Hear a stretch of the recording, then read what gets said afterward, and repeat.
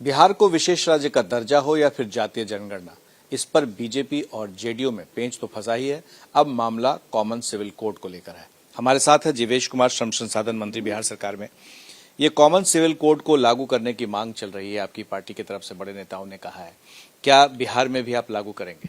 देखिए, संविधान ने सबको एक बराबर का अधिकार दिया है। संविधान के पहले पन्ने में ही ये बात अंकित है।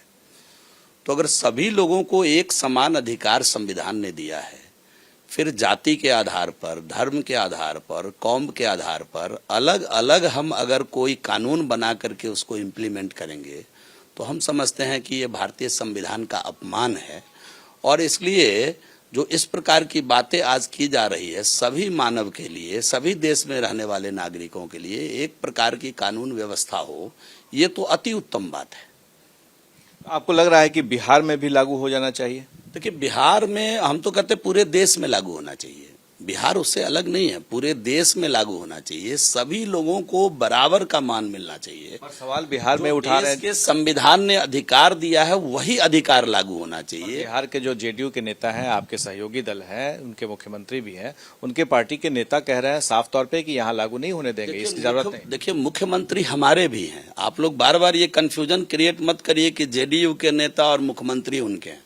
मुख्यमंत्री एनडीए के हैं, नेता जेडीयू के हो सकते हैं कोई, लेकिन मुख्यमंत्री एनडीए के हैं, हमारे भी मुख्यमंत्री हैं, और उसी प्रकार जिस प्रकार उनके भी हैं। आप कहेंगे उनको, कहेंगे लागू करने के लिए? निश्चित रूप से जो चीज राष्ट्र हित में होगी, जो चीज देश हित में होगा, जो चीज आम नागरिक के हित में होगा, जो मानव के हित में होगा, उसकी चिंता तो स्वयं हमारे मुख्यमंत्री करते हैं। लेकिन जेडीयू के नेता जो बाकी उपेंद्र कुशवाहा जैसे नेता हैं, वो तो साफ कह रहे हैं कि नहीं लागू होने देंगे। उपेंद्र जी क्या कहते हैं, उपेंद्र जी नहीं कहते हैं, ये उपेंद्र जी से पूछिए। लेकिन मुझे पूरा यकीन है कि जो राज्य के हित में होगा उसको स्वयं मुख्यमंत्री आगे बढ़कर करेंगे। और बिहार को विशेष राज्य का दर्जा हो या जातीय जनगणना हो, इस पर तो आप लोगों की राय अलग है। आपको नहीं मालूम है कि बिहार को इसी मुख्यमंत्री और माननीय पूर्व उप मुख्यमंत्री सुशील मोदी जी के नेतृत्व में पिछले 15 वर्षों में, और वर्तमान में तारकिशोर जी और रेणु देवी जी के नेतृत्व में, इन्हीं मुख्यमंत्री के साथ मिलकर के हमने बिहार को विशेष राज्य बनाया है। आप डाटा के आधार पर देख लीजिए। हमको विशेष राज्य का दर्जा देने की मांग तो कर रहे हैं ना, राज्य बनाया है अलग बात। 2006 में इस बिहार में 3 इंजीनियरिंग कॉलेज था, आज 38 इंजीनियरिंग कॉलेज है। इसीलिए बिहार विशेष बिहार बना है पिछले 17 वर्षों में। जातीय जनगणना 2006 में 3500 किलोमीटर मात्र यहाँ एनएच था। तो आप कह रहे हैं कि दर्जा की जरूरत नहीं है? जीवेश जी, मैं कह रहा हूँ, हम लोग विशेष राज्य बनाने वाले लोग हैं।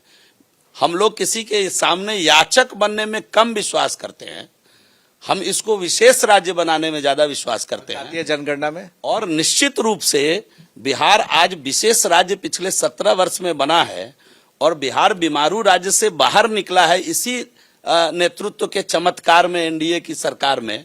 और आने वाले दिनों में पेशेंस रखिए, यह विकसित राज्य में भी शामिल होगा। ये विशेष राज्य बनकर देश के अंदर स्थापित होगा। जातीय जनगणना पर क्या है आपकी राय? जातीय जनगणना ठीक है, ये सभी लोग किस प्रकार विचार कर रहे हैं, लेकिन हम समझते हैं कि अब इसकी कितनी आवश्यकता है, नहीं है, यह सामूहिक रूप से विचार विमर्श की इस पर जरूरत है।